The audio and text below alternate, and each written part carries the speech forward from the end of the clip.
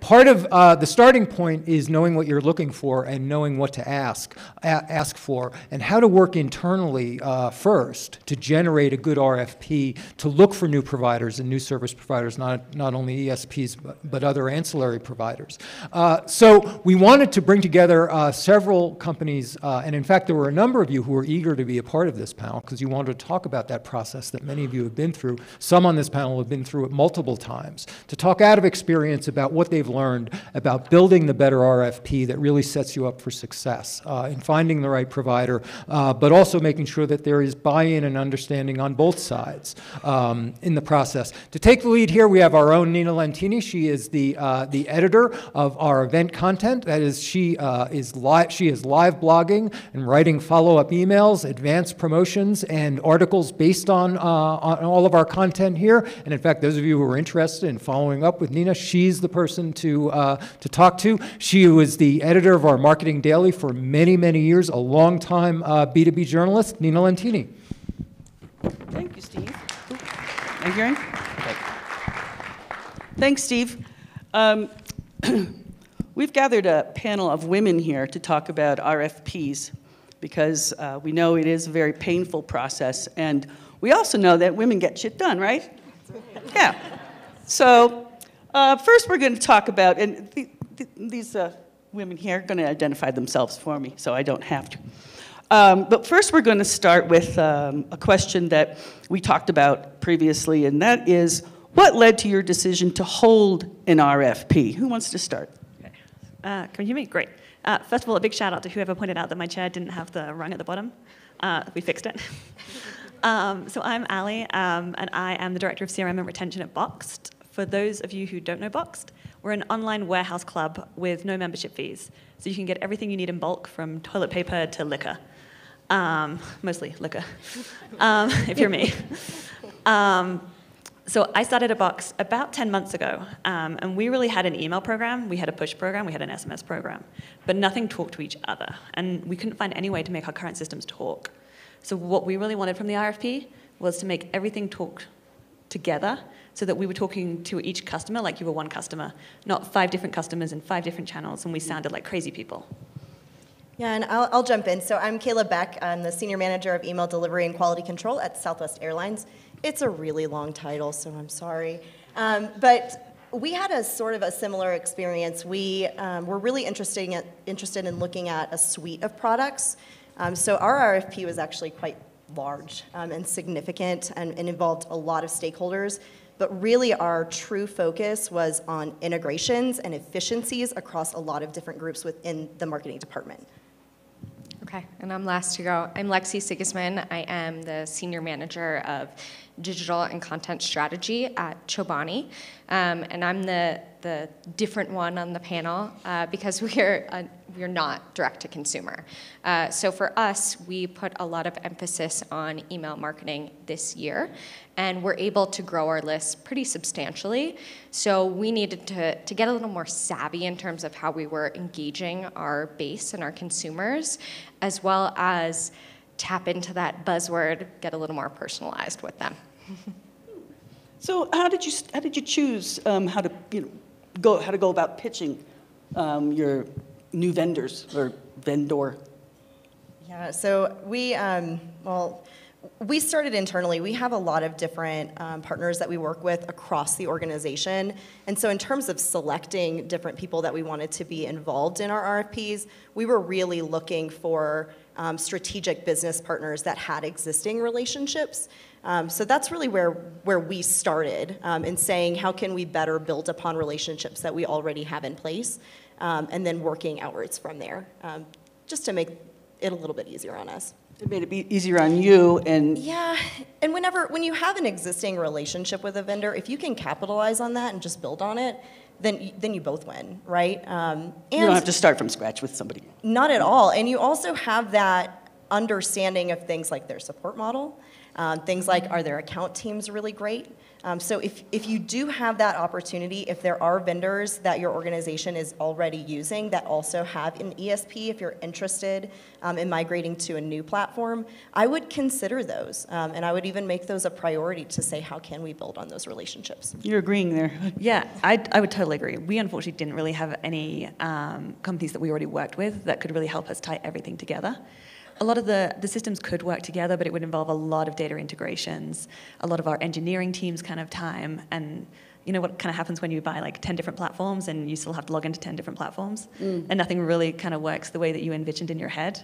So we didn't have that opportunity, so we had to go and look for new companies. And we went to a lot. I think we started with about 15. And 15 or 50? 15. Oh, okay. I didn't have that much time. Yeah, 50.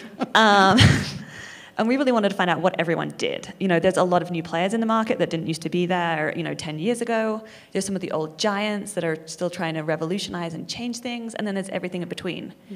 And then you have the ones that are really specialist towards different kind of categories, whether it's a publisher, an e-com retailer. So trying to figure out who would sit best with us and that, would really help us. We didn't want necessarily someone that, wouldn't grow with us and wouldn't support us. And jumping off on that kind of veteran to newbie kind of research, we worked really closely with our IT and tech team to make sure that we were evaluating kind of the gold star potential partners in the space, but then also did a little bit of research on our own to make sure we were finding those newbies or their other partners that weren't identified by that team to make sure that we were evaluating everyone that we could. Great. Now, I know you probably didn't have to lose a valuable part of your male anatomy, but I'm sure it was still a painful process. Now, what perhaps, is there something you can tell us or thrill us with the most painful points of that whole process? Can I talk about the most enjoyable? Just because, I like to be a rebel. The whining and dining was kind of fun. Just there's got to be an upside to this, right? That's true. I am such a glass half full person. Honestly, so many opinions. Every single person in your organization will suddenly come out of the woodwork and have an opinion about what you're trying to accomplish. So just be prepared for that. I love all of my cohorts. We call them cohorts very dearly with a capital H. But man, sometimes you just want to tell them to stuff it. So you kind of have to get past that and be willing to at least hear their perspectives and know where you're going, but also be really confident and strong in your voice and what you're trying to achieve. But yeah, get ready for that because you're going to get a lot of opinions. Yeah, and it even helps to solicit them. So we went to everyone from like finance, who's, I'm going to be honest, opinion we didn't really care about, who just wanted like 30-day payment terms. I'm like, fine, we'll stick that in the RFP. To engineering, operations, everyone has an opinion. When you're sending emails, you can cause chaos in our fulfillment centers if you send it at the wrong time and don't throttle. Well, a lot of these previous presenters were talking about how they had to consolidate in order to avoid that kind of thing. Yeah, so get the opinions of everyone, and if you ask people, they'll be more likely to buy into your end product when, even whether they do or don't get what they want, at least they know that they were taken into account. Yeah, I think we did a lot of the upfront to make sure that everyone could have their opinion and that we could address it in the appropriate way. But I think maybe not the most difficult, but the most surprising thing for us was timing. From the research phase to actually RFPing and then receiving the proposals back, it took about 2 months, which was not surprising. We had allotted that time.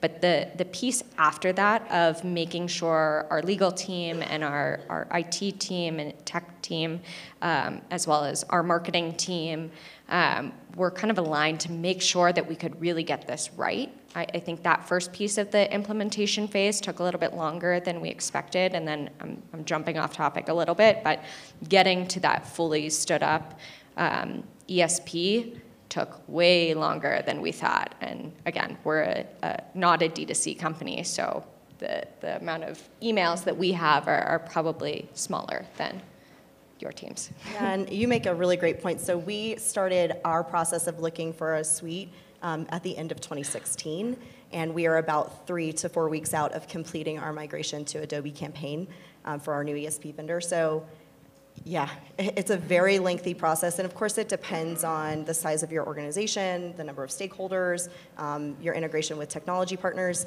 but be prepared for that because it does take a while. And Yeah. allot that time, I think, like budget for that time. Yeah. For us, it took about 9 months. Literally, we could have had a child in the time that it took. You know, to go from like, oh, we need a new ESP to Well, you did have a celebrate. Your new SP. Oh, okay, yeah. I was like, did I? Damn. I was like, how drunk was I when I was talking to you last night? Yeah, I mean, it really is like having a child. And, you know, we celebrated a couple of weeks ago the success of our implementation. You know, I would describe it actually, we're never going to finish this implementation. You know, we have an engineer who's still going to be working full-time on it, probably for the next year, to get more and more of what we want so that we can do all that great personalization, so that we can really target everything we want. But to have at least all of our emails, pushes, and SMSs up and running in it, so we opened a lot of champagne. Excellent. Good idea. Good choice. You know, a lot of people out here are wondering, what should I do? What should I avoid? Bring your lessons to them and tell them what they should look for and cut corners with so that they don't have to go through so much agony. The 2 pieces of advice I would give is, one, know exactly what you want. You know, when you get down to the last 2 and there's almost nothing between them, you know, what are you willing to sacrifice over something else? Because there is never going to be a perfect partner out there that does absolutely everything to the minutest detail that you would love. So what is really important to you? And then documentation. So if you know going into this, you know, every API you have, what your data fields look like, you're going to be in a much better place than we were, who kind of, you know, rocked up to this and then started documenting halfway through. Whoops.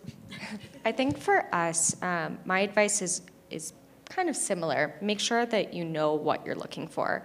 Something that was really helpful for us, and we included it in our RFP, was what are those must-haves and what are those nice-to-haves? Because that really helps you determine who you want to work with. And if you're finding that it's hard to decide between 2, those nice-to-haves might push one partner to the top.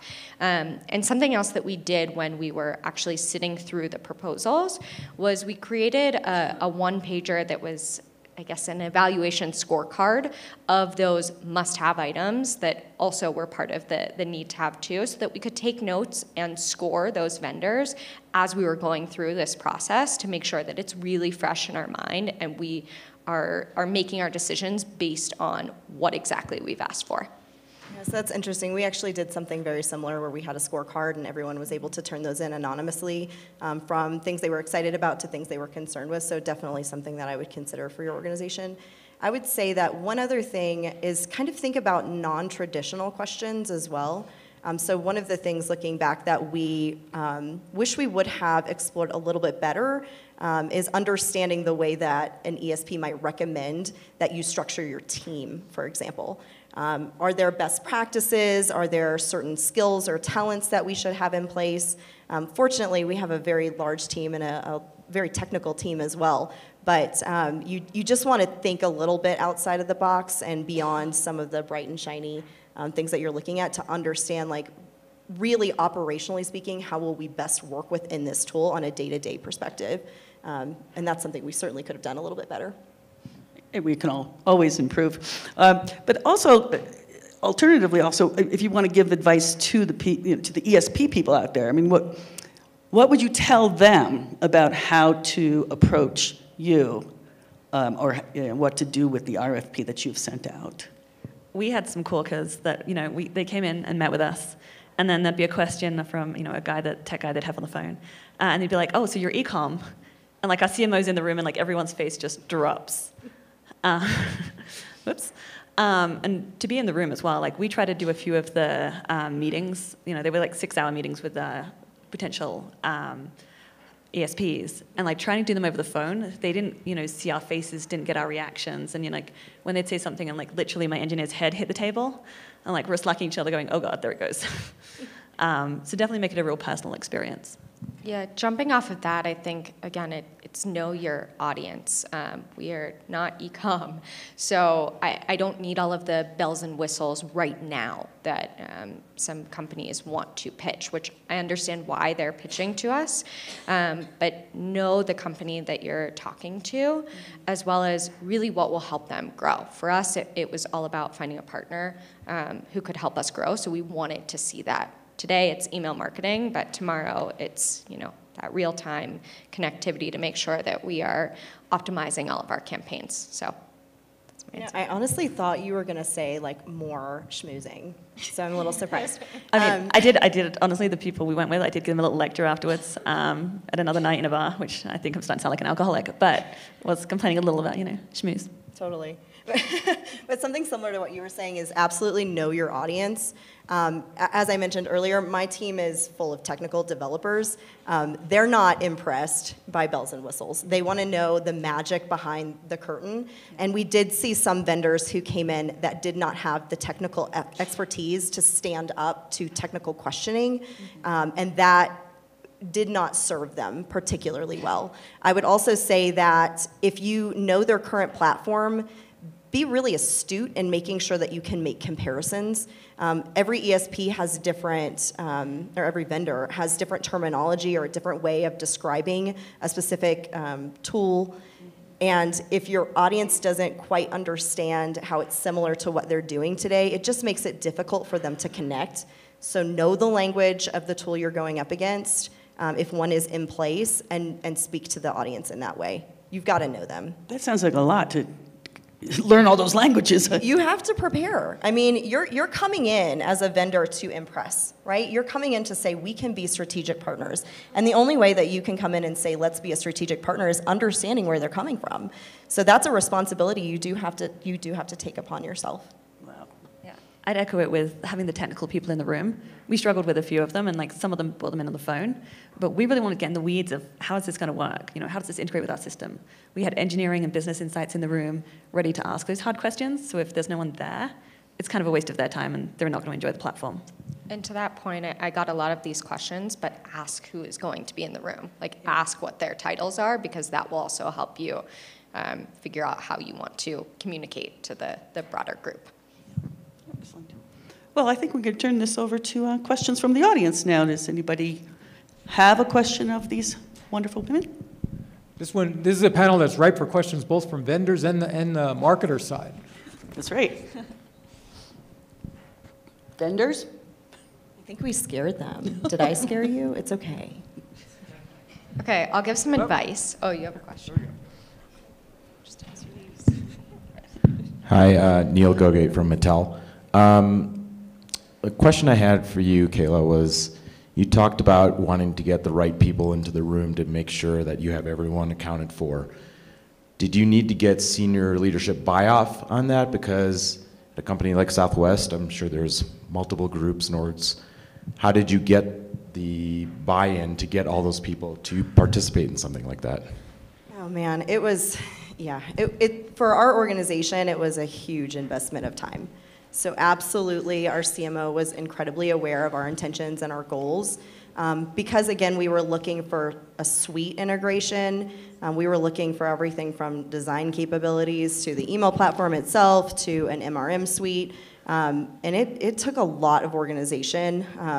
Even scheduling was complicated. Trying to get vendors in the office for a full day of a demo to talk to all of those points and all of those individuals. Getting that on everyone's calendar internally took forever. So yeah, if depending on how many stakeholders that you need to involve, you absolutely have got to get leadership buy-in, and they need to be aware of the activities. So we actually had a dedicated team, and we brought in some outside consultants to help us run all of the RFP work, which is something I would recommend doing too, depending on how big it is that you're talking. Hey there, this is Gautam Pani in the back of the room from What Counts. Question about scope group for you guys. So when you involve all those people, how often do you find that your RFP goes from this scope to this scope, right? And then at some point, after you go through the whole exercise, then you have to whittle things down and revise, because presumably vendors are going to come in and try to match what your scope is. And so there's this little song and dance that happens there, right? Could you speak to that a little bit? I can jump in first. I think for us, it was doing that level set up front and making sure that all of our teams were aligned, whatever department we needed to talk to, so that we didn't run into that. Again, we wanted to make sure that we were doing this right, efficiently, but also allow for that time that it might take. So that upfront is really important. Yeah, I'd echo the same. If you know what you want up front and it's really clear that that's not going to change, I think you just have to be honest with everyone. And making sure that there is one person who is leading the RFP and they have the final say on scope creep. So just because somebody from another department comes in and says, I now want it to, I don't know, sing and dance, that you can say, no, that's not what we're looking for, and this is why we don't need that. Yeah, I would say that role clarity is very important in an RFP process. Chris? Hi, Chris Marriott, Marketing Democracy. How hard was it or challenging did you find it to keep the final decision process objective? And by that I mean every vendor, every company's got somebody who worked with XYZ ESP before, or the CMO golfs with the head of this marketing cloud or that marketing cloud. So did you find it, I guess it's a two-part question, did you find it challenging to keep the final decision objective? And what were the challenges that you were facing in that path? Yeah, I can take this one. We definitely did. So we got down to 2 vendors at the end, and the platforms were almost identical. One was probably slightly better at email, one was slightly better at push, but otherwise very similar. But kind of personality-wise, we definitely blended with one company more than the other company. However, they were also a heck of a lot more expensive. So, is it worth that value for the people who are honestly just the sales team anyway and not your account managers? And, we sat in kind of a room with, everyone who was involved in this, and we tried to figure out which one we wanted and just discuss it. And we kept finding that we lent towards this one platform that we had a better relationship with, but we kind of kept coming up for hacks to how to get around the things that we thought were the problems with it. And eventually we just had to acknowledge that if we're hacking this system before we've even bought this system, this might not be the right system for us. So I can tell you, coming from a large company, there are a lot of relationships, and that can be extremely challenging because I think it can blind people's perspectives. So I think that having a system in place, as you were mentioning, having a scorecard, kept it a slightly more objective. Again, having someone who's running the RFP who may be more objective or maybe isn't even necessarily involved in the day-to-day process is also integral. They can help kind of weed through some of that stuff. But I would also challenge the people in the room that if you feel like you may be being swayed by a relationship, to just step back and look at the facts of the tools, and don't forget the people who live in that tool every day. Especially some of us in slightly more senior positions get to go on great retreats like this and also get a little bit more schmoozed at times. But at the end of the day, it's about my team. And it's about the job that they have to come in and do every single day. And that matters to me far more than a dinner or a schmoozy relationship I've had in the past. So if you are someone who is looking for a vendor, please check yourself and remember that. But also there are ways, again, with perhaps scorecards, having someone who's a little bit more agnostic in the process leading it, there are ways you can mitigate that. But it's real. It's out there. Yeah, I love the idea of thinking about your team, because you're probably going to have this tool for 2-3 years. Honestly, he wants to do an RFP that frequently. So this is something that you're going to have to live with. So it needs to be more than who is smoozing you, who you have a relationship for. If you've worked with someone in the past and you love their tool, that could be a bonus for them. But it shouldn't be the reason that you choose this tool. It has to be whatever suits this company and this time that you're in. Yeah, we were definitely, software was really important, but not that I would say go for the team that's schmoozing you, but go for the team that also is putting your goals at the forefront and that they want to help you achieve your goals. So I think both of those things are really important, but it's more of then you're starting to evaluate the software with the people. Hi, I'm Megan from Pandora over here. This actually leads kind of well into the question I wanted to ask. At a previous company, we went through migration RFP process, and what I think might have been surprising to the vendor to hear was that our director and higher level people hadn't gone through ESP migrations before. So there were people like senior managers who wound up having a little bit more weight in the conversation than would have normally happened. So I'm curious, who from your team internally was important to making these decisions, and was there anyone that surprised you? Anyone that you would recommend having in the room? I know, Kayla, you said that you're thinking of your team and the people that are actually executing. So I'm curious who was involved. Yeah, so it honestly felt like half the department was involved, and we have a pretty big department.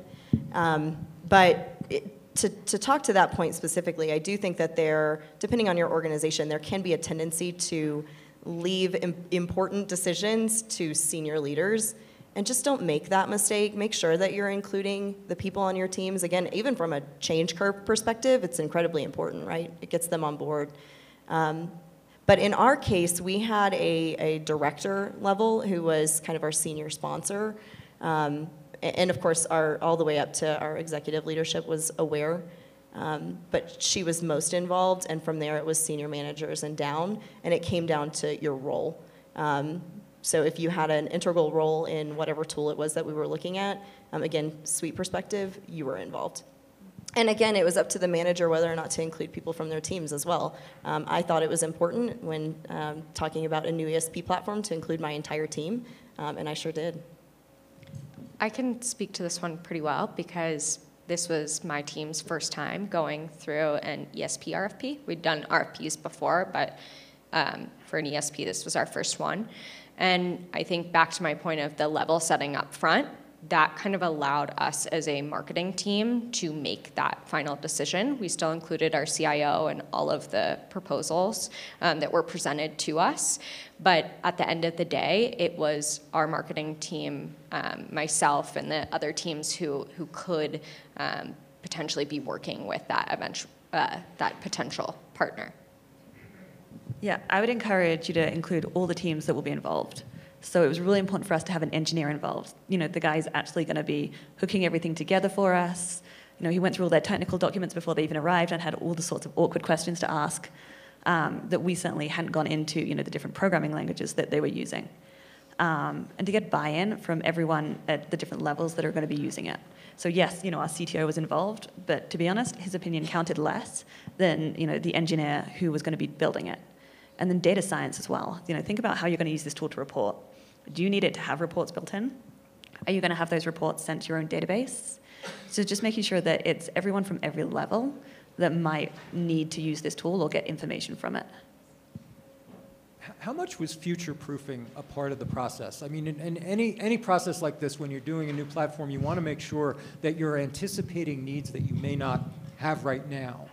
So there's always some degree of soul searching. Where are we headed? What are we going to need? What are our ambitions? What role did that play in this process, or did that just overcomplicate it?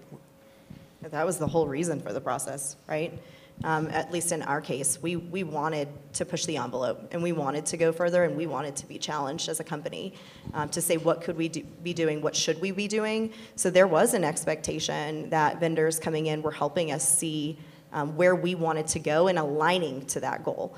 So there was a lot of discussion up front in preparing our vendors to make sure they understood our future goals, what we were looking at in terms of growth, just setting their expectations so they knew and they had a fighting chance coming in to be able to best represent their product to meeting those goals. So you have to do your part in preparing the vendors that are speaking as well, if that's something that is a huge value for you. But for us, the future was where we were going. And we were the same too. Our goal was to find a partner who could really grow with us. We had specific email marketing needs right now, but show us where we can go in the future. And maybe we're not buying those in the upfront of the contract, but we know that we have the opportunity to do that down the road. Yeah, future-proofing was really important for us. And not just from what the tool could do now, but what the tool could do in the future. So we didn't want to be sold on kind of just, the wants that could happen. Everyone has, the idea of we're going to get to the right marketing message at the right time in the right channel, but we kind of needed to see the roadmap of how someone was going to get there. Because if we were going to get there, we're going to need a partner to get there with us. So kind of having that vision, but also not having it like so much of a blue sky that you couldn't tell us how you're going to get there or when you were going to get there, because that became a little bit of an issue for us. Did you want to enlarge on how that became an issue for you? Yeah, so like one of the partners we struggled with really couldn't tell us how they were evolving, and like we loved the platform, but we wanted to know, in let's call it 4 years' time. I'm hopefully not doing another RFP in 5 years. What would the platform be like? And just that we're going to, optimize channels, it doesn't really tell us, where we should be working to or how much this is going to grow with us. We always joke that, if we were going to have an abandoned cart program, we want the best abandoned cart program there is. It's not there yet, but, we're going to get there. So how will they help us grow with that? And we asked a lot of them scenarios. So as well as asking like all the awkward questions of do you do this, that, and the other, it was things like, if you were going to have an abandoned cart, how would you set it up for us? And maybe give some of the unique challenges that we have. For example, we have 3 different warehouses with 3 different stock levels, maybe 3 different prices. How does that all feature into what you're doing? And then what would this evolve into in a few years? Good. Nina, panel, we're going to continue this in the RFP, in our RFP roundtable later this morning that Chris is going to be leading for us. So thanks very much, everybody. That was great.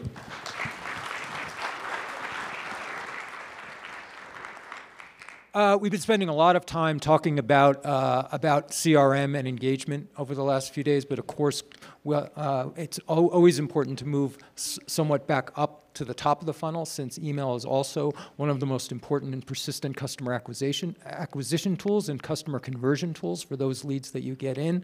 And in fact, Adam Reynolds who's the senior manager of email and SMS at Sleep Number, brought this idea to me because they had this challenge of how do you move higher up the funnel, move more towards acquisition, broaden your embrace, and yet still manage deliverability. They had some interesting techniques for managing that channel. So he's being joined by Lisa Erickson, who is the Senior Director of CRM, and between the two of them, we'll talk about the ways in which they moved from acquisition to conversion into loyalty. Adam oversees and manages everything related to email, SMS, ratings, and reviews at Sleep Number, and before that, he's been at Staples and the BBC. How's everybody doing? We need a little energy in the group. I told Adam I was going to try to get that for him. So I'm going to talk to you a little bit about who Sleep Number is. How many of you have heard of Sleep Number before? Oh my God, that's more than I told Adam. I said 5 hands were going to go up. All right, so you heard I'm Lisa Erickson. I'm going to start off with, this is something our company does. My Sleep Number setting is a 35, and my average Sleep IQ score is an 86. Are you guys familiar with what those numbers mean? All right, not even 5 hands. So I'm going to show you a video that talks a little bit about who Sleep Number is today and where we're going in the future. And I think you guys will be very surprised because we are not your average mattress retailer. You can go ahead and play the video.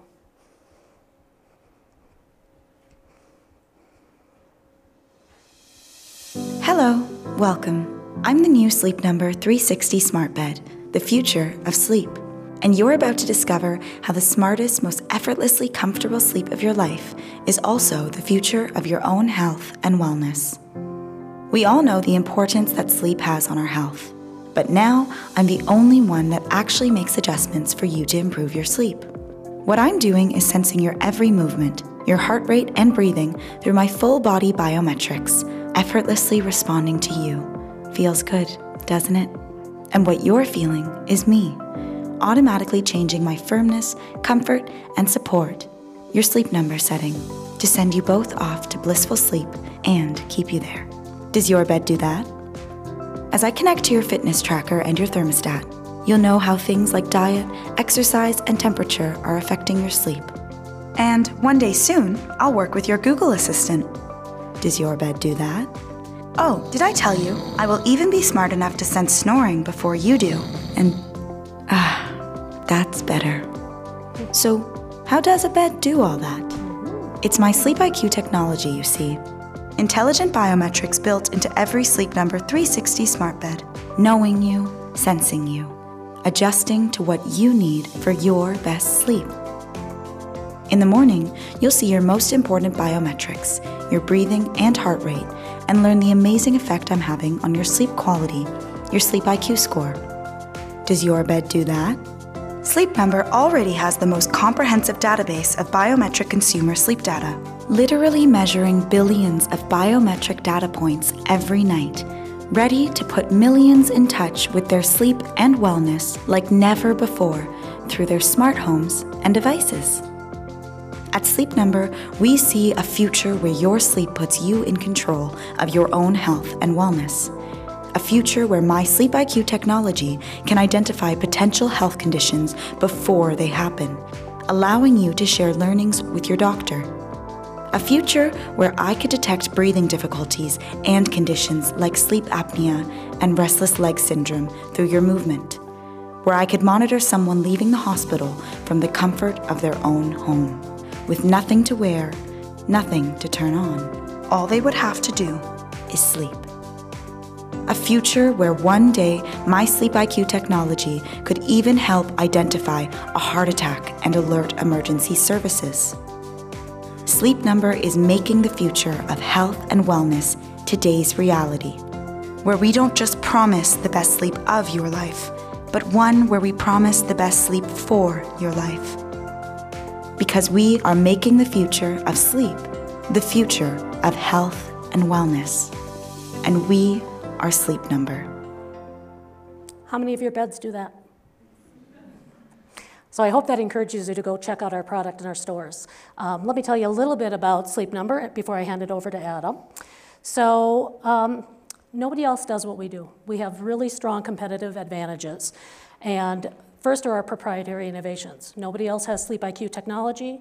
Nobody else has the responsive air adjustability that our beds have. We have exclusive distribution, so you can only find Sleep Number beds in a Sleep Number store. We have lifelong customer relationships, and this is something my team also leads, which is loyalty. You know, people don't purchase a mattress every day. It's every 8 to 10 years. But we have a very strong loyalty component and strong repeat business, and building lifelong relationships is a huge differentiator for us that nobody else can do. And we are a leader in sleep innovation. You guys saw that through the video. Health and wellness is where we're running it, where we're starting to go into now. We are a partner with the NFL, so we're the official sleep partner of the NFL.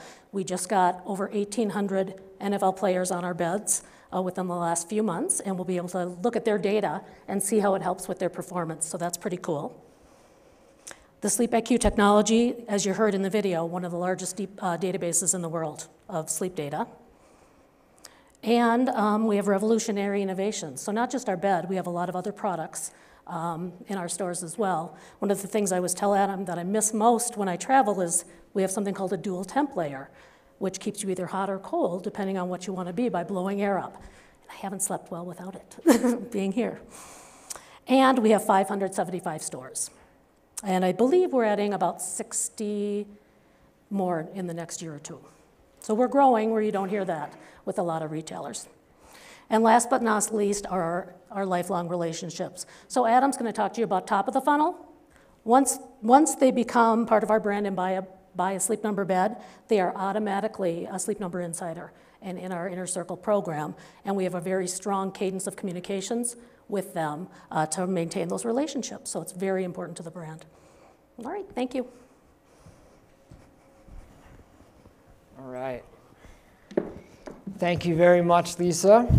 I am a Sleep Number 35, which is on the soft end. My wife is like a 90, so we're the poster children for why you need a Sleep Number bed. I am psyched to be here, maybe not psyched to be right here per se, but psyched to be here in Utah. I have 2 little girls at home who are 7 and 2 years old, so this is a nice break from having to hide the elf on the shelf. I'm sure some people are familiar with that. And then you get the corresponding 5:30 a.m. or 6 a.m. wake-up call to help go find the elf. But you're like, but I hid the elf. And then you got to pretend that you didn't hide the elf, and you don't know where he is, and you got to go around the whole house. So this is nice to be here. And so the other night I was trying to tell my 7-year-old daughter just how important a good night's sleep is. And my wife says, Peyton, you should really listen to Adam. He works for a sleep company. He knows all about sleep.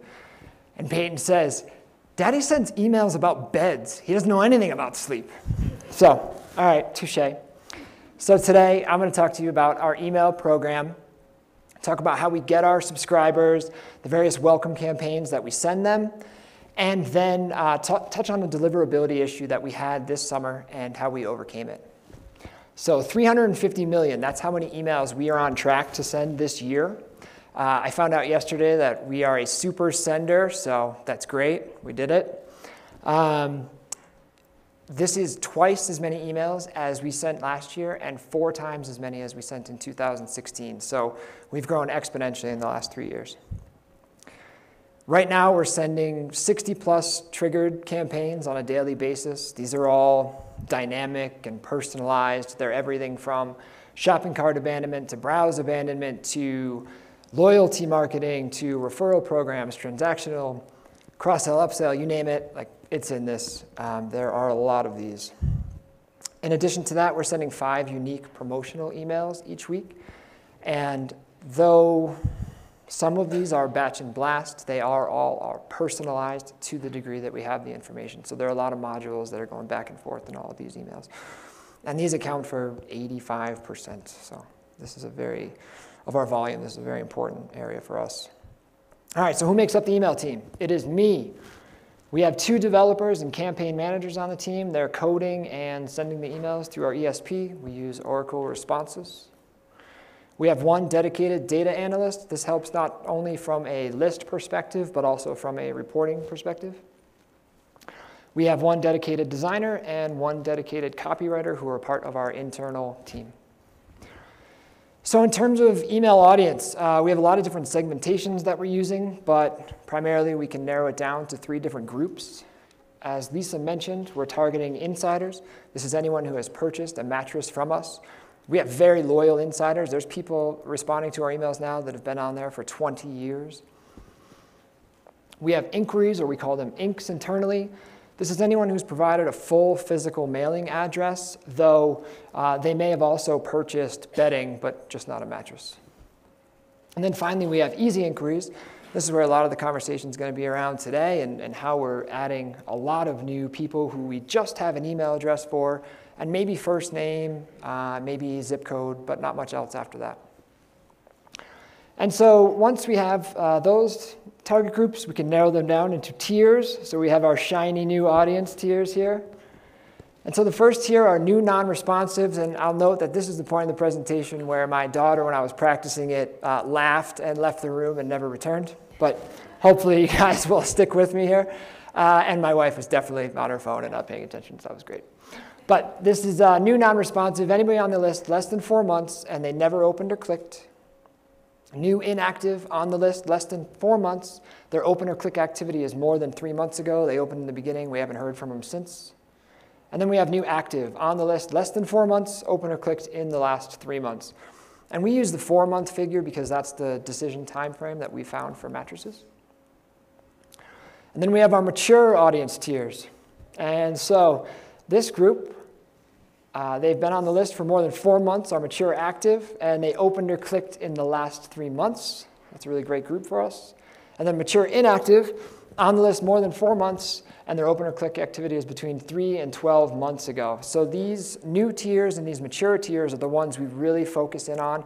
These are the groups that are getting the bulk of our promotional emails. And then we have risky audience tiers. So these are the groups we're really not mailing at all, but they appear on our list, and once in a while, if we can find the opportunity, we try to work them in. So risky and active on the list, more than a year. Their open or click activity is a year and 18 months ago. Very risky and active, they're on the list more than 18 months. Open or click activity is more than 18 months ago. I think someone on my team used to call them inactive zombies, so that was one of the names for them. Mature non-responsive, they're on the list between 4 and 12 months, never opened or clicked. That is a group that we will try to work into our promotional emails when there is a large promotion and we think we can maybe re-engage them with that offer. And then finally, very mature non-responsive, on the list more than 12 months, never opened or clicked. All right, so how do we get our emails? So like everybody in here, I'm sure, we're collecting emails on sleepnumber.com. We have a light box for all of our new visitors. We have a footer sign up on all of our pages that has third-party verification, so we are only adding valid email addresses to our database. And this group is going to receive a 4-email welcome series over a 2-week period. These emails will be varied based on where we're getting the email from. Stored email lead generation, as Lisa mentioned, we have 575 stores nationwide. People come in, they lay down on the bed, they go through the store, they find out which bed is most appropriate for them, and then we will send them a 5-email welcome series with 2 direct mail pieces over a 6-week period. All of these will be personalized with the bed that they like the best in the store. Fluent lead generation. If anyone is here that has not spoken to Fluent yet, I definitely suggest you do. I know Nick and Andrea are here somewhere. There's Nick, there they are. Fluent has been a great partner of ours. We started working with them in 2017 on a test basis and recently rolled out with them this year. We're getting thousands of emails from them at the top of the funnel. They're doing this by surveys on their network of websites. They're serving up the right offers at the right time. And based on those responses, we might have an ad that is for someone that is recently moving, maybe an ad for someone that has back pain. We're able to then take those ads, get new subscribers, and target them with emails based on that content. And we also have a pre-ping set up with Fluent, so it's hitting our database. We're finding out if that email address is already there. If it is in fact already there, it's rejected and it's one we don't pay for. And this has quickly become a really good opportunity for us as it relates to converting leads. So it's not just top of the funnel, but more importantly, are they turning into insiders? And the answer is yes. Sweepstakes lead generation. We have a lot of internal and third-party sweepstakes going on. These are a couple of examples from the military's Blue Star family. We have Smart Home and Dream Home with HGTV. That's a great partnership with us, not only for the number of leads that we're getting, but also for a lot of the content. There are a lot of great imagery that we're getting from HGTV featuring here in these emails. Event lead generation, as Lisa mentioned, the official sleep and wellness partner of the NFL. That gives us access to activations at the Super Bowl, at the Pro Bowl, Combine, et cetera. So that's been really good for us. We've participated in the Consumer Electronics Show for a number of years. And every week we're going to state fairs, home shows all across the country. All of these are fantastic opportunities for collecting leads and able to target them based on their interests. All right, so deliverability, we have a situation. Now, and Elf is one of my daughter's favorite movies right now, which is a nice step up from Paw Patrol and PJ Masks, which is another fun one right now. So we were adding 25,000 new email addresses on a daily basis. And through a partnership with ReturnPath, many of you I'm sure are using, we're able to see the deliverability issues that are there.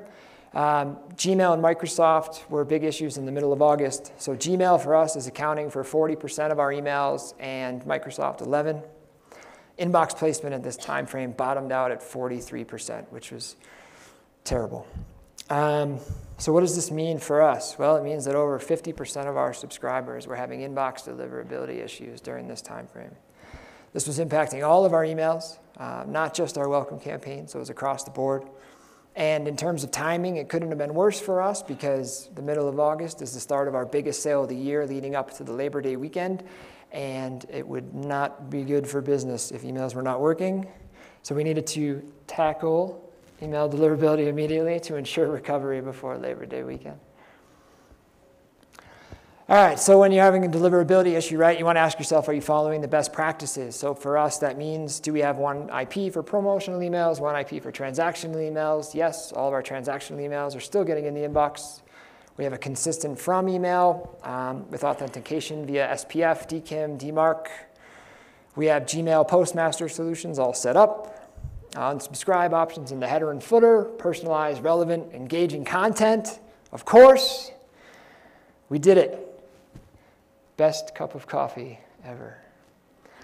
All right, so now what? So going back to our tiers and the part where my daughter left the room, what was important for us here is we have opportunities to suppress people. We're getting all of our data into the SP and we can make changes immediately to who we're targeting. So first, we suppressed Gmail and Microsoft mature inactives. They were on the list more than 4 months, and their last open or click activity was between 3 and 12 months ago. So right away, they were out. We suppressed Gmail and Microsoft new non-responsives on the list less than 4 months, never opened or clicked, but we did throw a caveat in there of 8 emails they had to have at least received so that we give them an opportunity to engage with our emails. We played around with that number and netted out at an 8. We suppressed Gmail and Microsoft new inactives on the list less than 4 months and open or click activity between 3 and 12 months ago. And before Labor Day weekend, the inbox rate was back up to 95%. So for that, I mean, for me, what comes out of this is the importance of having a foundation of your data, right? not just having it all over the place, but having it all within our ESP, being able to act on it fast. This is just certainly one example, but for us, that foundation is really important, and that is it. All right, thank you.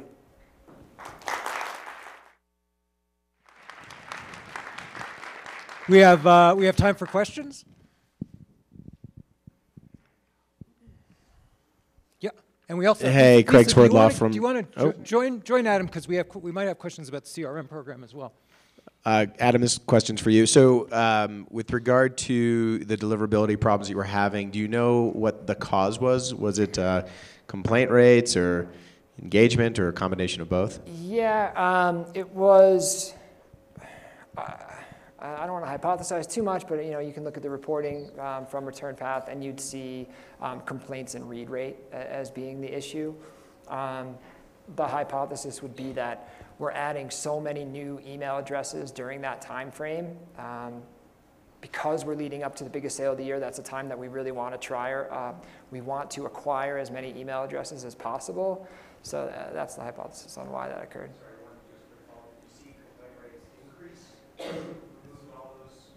Inactive, did you see complaint rates increase after you removed all those older, mature, inactive email addresses? No, we didn't, and honestly, since that time frame, I haven't seen any complaint rates. I think read rate is always an issue for us. It's difficult, right? Because you're in the market for a mattress, and then all of a sudden, you're looking around. You're definitely narrowing it down to 3 or 4 providers. It's taking you 120 days to make that decision. But you may have already moved off of us, right? After the first month, it's tough to know. So the read rate goes down for our business.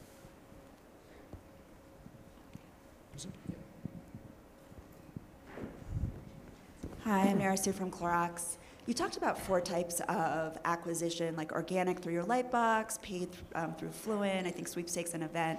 Can you talk about the pros and cons of each and what mix across the 4 you like to have? Oh, that's a good question. Well, the pros of getting email addresses from the store and from the events is that we've met these people and we know that they're really interested in the mattress. We had an opportunity to engage with them and then follow up, like really based on their interests per se. Whereas when you're collecting the emails on our website and through some of these sweepstakes, you don't necessarily know what you're going to get. I think with a partner like Fluent, they are doing survey questions on our behalf, so we're trying to narrow it down and get at people who are in fact really interested in Sleep Number and maybe not giving in the information for some other reason. I'm not sure what. Yeah, when the sweepstakes for me are a little bit difficult. I was always concerned that we'd be getting so many email addresses from HGTV, and a lot of people would be doing that because they felt, oh, if I sign up for all these vendors, I have a better chance of winning or something along those lines. But those lists have really worked out for us. I do think that when you have more information on the person, for sure, those are more valuable because not only can we reach out to them via email, but we can also call them and follow up with other ways. I just want to clarify, one of the programs that Adam did talk about that we instituted a couple years ago is where the direct mail email combination. So if somebody comes in our store, they're iFit. So iFit is where you kind of work with the sales pro to find your ideal Sleep Number and bed, and they're not ready to buy, and they give us all their information. We have an integrated direct mail email campaign that is personalized to them, actually from the store associate that they worked with. And that has proven to be a huge success. So initially, they'll get the iFit email. Hey, thanks for coming in, here's the Sleep Number. And then they'll get an email about, hey, this was your favorite bed, followed up in 3 to 5 days by a personalized direct mail piece. And that has really increased conversion for us, playing them both together. Direct mail is not dead for us. It does really well. Yeah, for sure. Go ahead. Thanks. Sujay Javeri, Flatiron Media. For the mail you suppressed, those mature inactives and the new inactives, what portion of your overall mail stream, what in terms of volume, did they represent that you then basically stopped sending to then trigger the change in the inactives? That's a good question. I would say it was no more than somewhere between 10 and 20%. Not a lot. Yeah, not a lot. Yeah, so it's really like you can see how just a small amount of people can be a drain on the entire program. Lisa, I have a couple of CRM questions for you. I'm over here. Since you mentioned there's like this 8 to 10 years time span between buying a mattress, how is the email or any kind of messaging strategy used to maintain contact with those long-term customers? So once somebody becomes a Sleep Number bed owner, we have a 100-day communication strategy in place for the first 100 days, where it's really just about making them love the brand. It's not about selling them anymore. It's about helping them, get ready for their bed delivery, what they need to know, how to make the most out of their bed. If they're having trouble finding the right Sleep Number at home, because it could differ, how they can find their Sleep Number. And it's more of just an engagement play. We also have an Inner Circle program online now that rewards them for reading content and points, so they can buy additional product or get additional product for free that is doing really well for us. And we found that between email that we send to those Inner Circle online members to keep them engaged with the brand, they are our most valuable customers. And the more people we can get on that program and then communicating through email back and forth, it's really been beneficial. So, yeah, hi. I'm Nina Lingini from MediaPost, and I have this question for Adam. Can you give us a couple of key takeaways or learnings from this episode? Yeah, I mean, I think number one, as I mentioned, it's about the foundation, right? And so having all the data in there, and for me, always wanting to push the envelope, put as much data as possible as we can have in our system so we can be nimble. So that's number one. And then number two is just staying on top of it, right? I think it's easy to get into routine, send emails, assume everything's fine, and maybe not paying attention to the deliverability as much as you should. Because I know, at least on our end, we're sending out so many emails that just getting them made and out the door can be a difficult process. But being able to stay on top of that deliverability is really important. One of the things we did with our customer insights group, we work really closely with them because it's always felt like, we're sending too many emails. And it's been proven wrong every time when we go out to our customers. They're almost like, we actually want some more for you if they're engagement emails. I mean, they really do. Yeah, I can also add on to your question earlier, Steve. I mean, we have a number of emails that, for example, you might get a monthly email from Nest that tells you what your thermostat did that month. We'll have the same thing for Sleep IQ. So we're staying in touch with people about how their bed's performing, how they've slept over that month, things that they might be able to do differently to sleep better. We also have Inner Circle monthly statements where we're telling you how many points you've earned, how many points you need to get to the next level, what are the perks that are available to you that maybe you're missing out on. So there's a lot of that going on as well. Yeah, again, we're going to talk more about this tomorrow with American Express. There's this idea that you can use people's data to tell them more about themselves and make them the star of their own email is actually a really effective tool that any company like yours that's actually gathering real-time, on-the-fly data about your customers can share back with them. Yeah, and we're just like at the tip of the iceberg, right? I mean, we talked about like how much data we have from all these sleep sessions. It's really amazing, and for us, it's a hurdle, maybe similar to what Wayne had mentioned from Uber earlier. You just have so much data, it's overwhelming, and what can you do with it? So. The other thing that's been really successful is we've engaged them a lot. So we do weekly surveys and things like that. They could be fun. Does your pet sleep in bed with you or something like that? Or it could be about something, a new product we're trying to develop. And we have people that every Monday, they wait for that survey to engage with us. So. Go ahead, sorry. How you doing? Over here, Greg from Launch Potato. When you were talking about Gmail, one of the things that we've noticed on deliverability is that your active file will be fine, no problems at all, but then you might see your touch one or your welcome email drop off completely. So when you were looking at your challenges, did you see that? Was it everything dropped, or was it just? That's a good question. Yeah, it was everything during that time frame that dropped. Again, I think it had to do with the influx of emails during that time frame, probably more than our day-to-day right now. But we did see it across the board, right? We saw it in welcome campaigns. We saw it in the promotional campaigns. I think today, too, it's still important, like not only obviously tracking the ones that we're attaching seed lists to with return path and with panel data and whatnot, but also paying attention to every single campaign, and the deliverability of all of them is really important to us.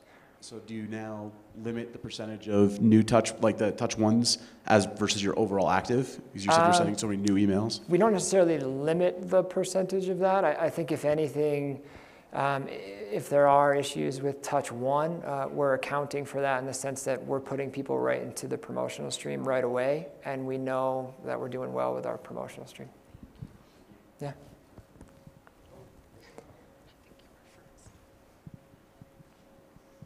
Thank you. Arthur with eDataSource. Great presentation, really terrific. So one of the things that we have found working with brands is basically the inactive portion of your file.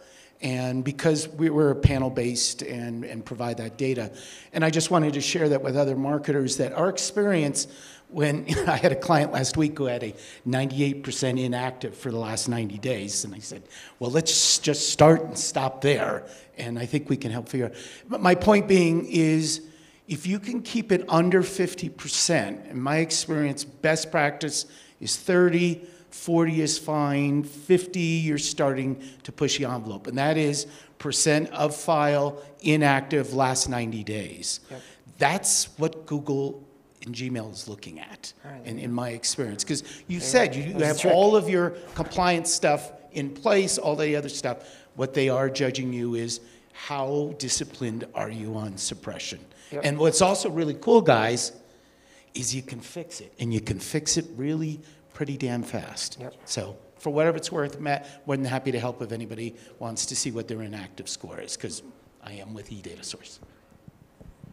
Thanks. Yeah, and this is Heather Goff with Oracle Marketing Cloud, and I would endorse that as a great place to start. In addition, though, we find that Gmail's become more lenient, and so when you're asking these questions, I think it's critical to look at source and understand what are the sources of acquisition, and are there any cohort analysis you can do on complaint rates by source, or inactivity by source, or lifetime value by source, because if you can go back to past purchasers, you can go a lot further out with Gmail. Gmail is 40% of your list. Yep. You do not want to give up that circ, and it's a numbers game, right? Della will tell you all day long. It's all about the numbers. But so going after some of those Gmail recipients and understanding your welcome stream and that balancing that you were just asking about, it is critical to pay attention to the source of acquisition. So your source tracking and your cohort analysis by engagement by source long-term is so important. And then you can really start to push that envelope. I'm starting out at 90 days, 0 to 90 days active, but Gmail is getting a little more lenient.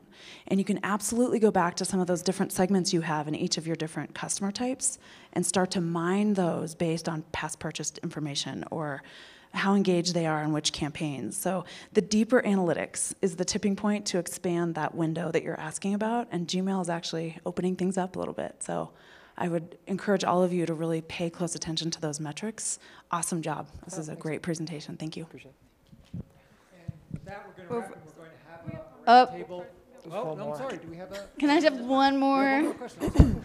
I understand your deliverability problem, and I sympathize with it, but I wanted to dial it back even earlier. My name is Linda Kaufman. I'm from American Airlines. You were real clear on your audience segmentation. Could you just provide a little details about how you landed on those definitions? We're going through a similar exercise in my enterprise, and we have lots of opinions, and of course we have some experts in data. But I'd be interested to know some details on how you landed on those definitions and what that process was, and how nimble it is. Do you change it as the market changes, as your subscriber changes, or is it pretty much set in stone? Yeah, that's a good question. Are you talking about the tiers or the 3 segments that I mentioned? So, you're mature, okay, you know. Yeah, so that for us is really just a recency and frequency, right? So that's how we define it. So you define it, you know, I would take a look at your business and understand where the inflection points are.